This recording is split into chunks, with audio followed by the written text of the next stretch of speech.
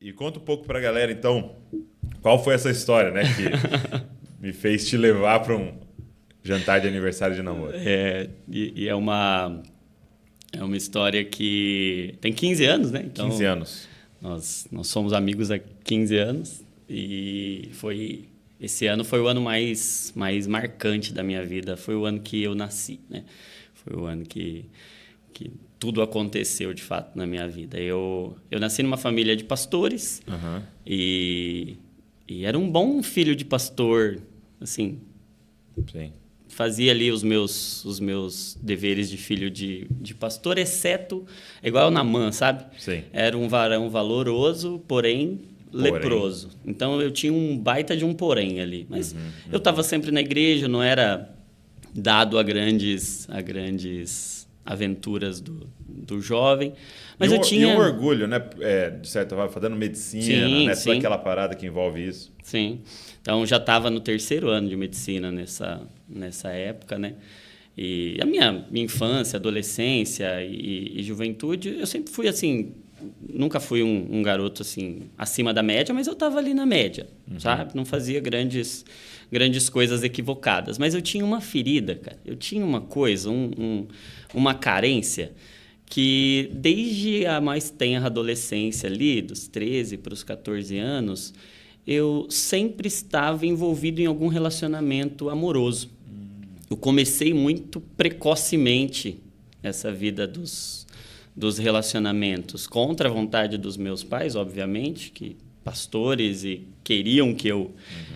Mas era uma carência que eu tinha ali, hoje eu consigo olhar e ver que era uma lacuna que eu tinha dentro de mim, uma necessidade de ser amado ali, né? De estar em um relacionamento íntimo. E desde então eu não era aquele menino de ficar com várias garotas, de viver uma vida... Mas eu sempre estava envolvido em algum relacionamento. Entendi. Então você vai estar gostando de alguém... Tá gostando de alguém, sempre gostando de alguém, e aí daqui a pouco não dava certo. Na semana seguinte eu já estava com outra pessoa, assim, conversando e assim foi a minha adolescência e juventude praticamente inteira, né? E, assim, entrei na faculdade aos 18 anos. Durante todo o meu período de faculdade, eu estive nesse... Sabe, eram relacionamentos que não eram curtos, mas também não eram longos, eram coisas aí de meses, um ano, enfim. E aí, quando eu estava no 3º ano da faculdade, e em um relacionamento, eu cheguei um momento que o relacionamento já não estava dando certo mesmo, era um relacionamento um tanto quanto conturbado, tinha uma série de questões, enfim. E o relacionamento chegou ao fim. E, ok, até então, tudo normal, um relacionamento que termina, né? Mas a partir daquele término de relacionamento, iniciou-se um período muito, muito de desespero e de uma pressão muito intensa no sentido emocional. E ao longo dessa próxima semana, assim, de término do relacionamento, eu entrei num universo em que eu nunca tinha entrado antes, né? Em que dia após dia eu fui vendo todas as bases que me seguravam sendo perdidas. E a sensação era de um desespero que ia crescendo, crescendo, crescendo, crescendo. E eu me lembro que eu comecei a me sentir num grau de desesperança, de olhar e de ver que, puxa vida, tudo que eu considero importante está saindo pelas minhas mãos, sabe? E eu me lembro que uma semana após o término, depois de de todo esse ambiente de pressão, de desespero, de um cenário trágico se desenhando, e envolvendo ali as questões do término de relacionamento, eu cheguei em um dia em que havia uma voz na minha cabeça que não parava de repetir: se mata. Se mata porque não tem mais jeito para você. Sua vida acabou. E eu olhava para onde eu podia encontrar uma saída e eu não via saída. Eu não via nenhum tipo de perspectiva de esperança. E aí, era um ambiente emocional dentro de mim de um profundo desespero mesmo. Sim. E diante dessa voz que não saía da minha cabeça e que dizia: não tem mais jeito para você, não tem mais jeito, não tem mais jeito. No mesmo dia, em menos de 24 horas de intervalo, eu tentei o suicídio e a menina que eu namorava também tentou. E eu não tive êxito na minha tentativa e ela teve. E naquele... A última ponta de esperança que eu tinha, que não... Enfim, que aquela situação não fosse o meu fim, ela se foi quando eu me vi naquele cenário, né? Como é que você recebeu a notícia? Cara... Te ligaram? Eu estava na casa do meu irmão e ligaram para ele e contaram. E eu... Sabe, eu me lembro que o sentimento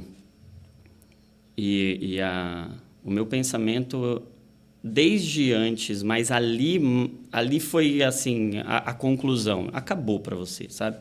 Não tem mais jeito, não tem para onde você ir, não tem para onde você possa correr, não tem quem possa dar jeito nessa situação.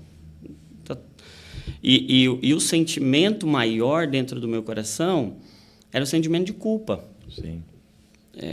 Eu me sentia culpado por tudo. E aquele momento foi o momento em que a culpa, assim, me dominou por completo e eu já me sentia como se eu não merecesse estar vivo um dia antes. Tanto é que o que me levou a pensar em tirar minha própria vida, em chegar a ponto de subir no terraço de casa para me jogar de lá, é porque eu me sentia culpado pelo mal que eu estava causando a todo mundo, sabe? E quando eu vi aquele desfecho, a minha percepção foi: eu não mereço estar vivo. Cravado em pedra, né? Ali foi a consumação. Você não merece continuar vivo. Você é culpado de toda essa tragédia que tá se manifestando. Então, ali naquele momento foi a testificação de um pensamento que já vinha crescente, de que a minha vida tinha acabado, de que não tinha mais o que eu pudesse fazer, né? Então, a morte, para mim, era só uma questão de tempo. E eu não sabia as circunstâncias, mas ela já era uma verdade dentro de mim. Eu me senti morto. Eu me vi morto, sabe? Eu me lembro de ter olhado no espelho e ter falado: puxa vida, tão jovem... Acabou. E acabou para mim, sabe? Então, com tanta perspectiva pela zumbi, frente. Né? Torna um zumbi. Exato. Eu podia me formar, eu podia ter uma carreira, eu podia ter uma família e acabou tudo. Não tem mais o que fazer. Acabou para mim. Então, eu vivi o meu velório, sabe? Eu olhei e aí, nesse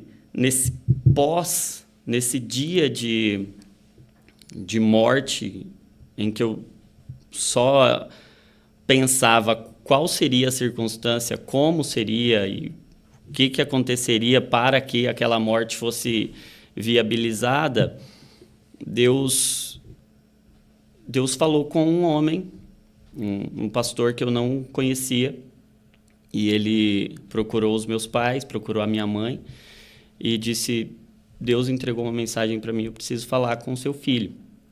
E ele foi até onde eu estava, e quando ele chegou para conversar comigo, eu ainda muito... Em choque, né? Eu não conseguia pensar direito, era um nível de confusão na mente, sabe? De sentimento de desespero, de desamparo, de você sentir que você não pertence a lugar nenhum, sabe? Que você é a causa de muitos males, sabe? E eu me lembro que esse pastor chegou e ele falou: olha, eu estava orando e o Senhor falou comigo que eu precisava falar com você e que eu precisava contar 2 histórias para você. E ele não me conhecia também, ele havia ficado sabendo por cima do que havia acontecido. E quando ele chegou, ele falou: Deus me pediu para te contar 2 histórias. A primeira história é a história de Davi. E a Bíblia vai falar que Davi era um homem segundo o coração de Deus. E aí você pode olhar e falar: puxa vida, então era um homem admirável, né? Uhum. E a forma como Deus via Davi era um homem segundo o meu coração, um homem que eu admiro o coração dele. Mas quando você olha para a trajetória de Davi, você vê um homem que carregava com ele a história de um adultério. Uhum. E como consequência daquele adultério, como desdobramento, ele mesmo planejou um homicídio. Uhum. E a forma como Deus vê Davi é diferente da forma como qualquer um de nós veria. Uhum. Porque Davi é um homem definido pela culpa que ele carrega. Mas quando o Senhor olha para ele, o Senhor não vê a culpa que ele carrega. Porque o arrependimento dele foi maior do que a culpa. Então, o que define alguém para Deus não é o tamanho da sua culpa, mas o tamanho do seu arrependimento. Uau, entendi. E aí, ele conseguiu tocar em uma parte do meu coração, okay, porque realmente a culpa era o meu ambiente. Uhum. Mas ele começou a contar uma segunda história depois. A segunda história que Deus me pediu para te contar foi a história de Pedro. E a Bíblia conta que Pedro andou com Jesus ao longo de 3 anos. E ao longo desses 3 anos, caminhando, aprendendo, sendo discipulado. Mas Jesus diz para Pedro: Pedro, essa noite você vai me negar 3 vezes. E aí Pedro diz: não, de forma nenhuma, Senhor. E aí a história acontece, e o fato é que quando Jesus ressuscita e Jesus vai se encontrar com Pedro, Jesus poderia muito bem ter chegado para Pedro e dito: Pedro, eu não falei para você, Pedro. Puxa vida, você pisou na bola, você podia ter me ouvido, você não precisava ter me negado. Mas o fato é que quando Jesus vai encontrar Pedro, Jesus não se concentra no que ele havia feito de errado. A pergunta de Jesus é: Pedro, você me ama? E aí ele disse: Jonatas, eu vim aqui para, em nome do Senhor Jesus, te perguntar: você me ama? Sabe, Dô, naquele momento, eu percebi que aquela pergunta não era só eu quero saber se você me ama e por que você fez o que você fez, sabe? Naquele momento, a pergunta para mim, ela foi entendida assim: eu estou interessado em um relacionamento de amor com você. E sabe que ao longo da minha vida inteira eu vivi em busca de um amor, cara. E eu perdi tudo. As minhas perspectivas foram embora. E naquele momento em que eu não tinha mais nada, em que eu só via culpa e morte, só tinham 2 pensamentos na minha cabeça: culpa e morte, culpa e morte. E Jesus veio me falar de amor.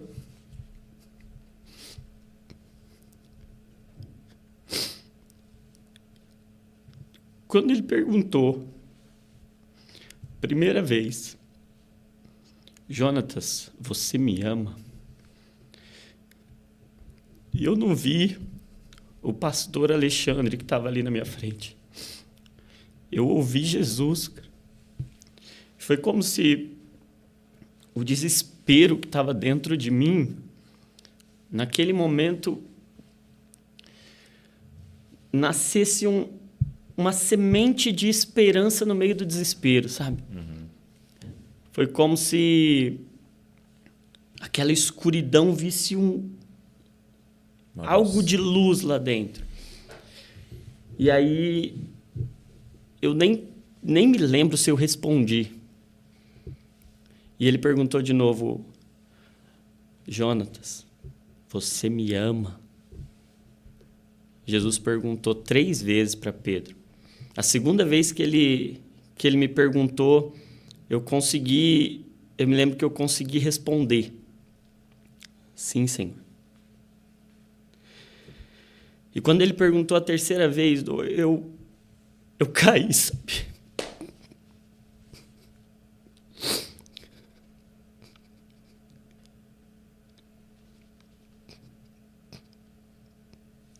Porque o amor de Jesus me constrangeu de uma tal maneira que eu me rendi.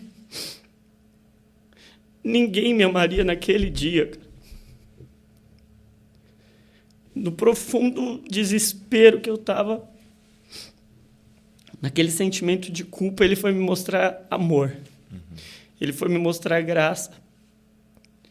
E quando eu caí aos pés de Jesus, chorando,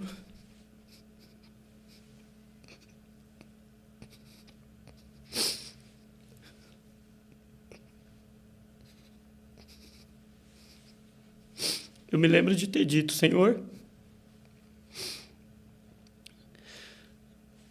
eu só tenho uma morte aqui para te entregar, mas eu estou te entregando a minha morte.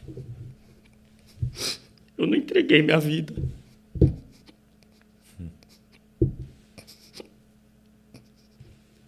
Eu vejo algumas pessoas contando como entregaram a vida para Jesus. Eu não tinha uma vida para entregar. Eu entreguei a minha morte para Jesus.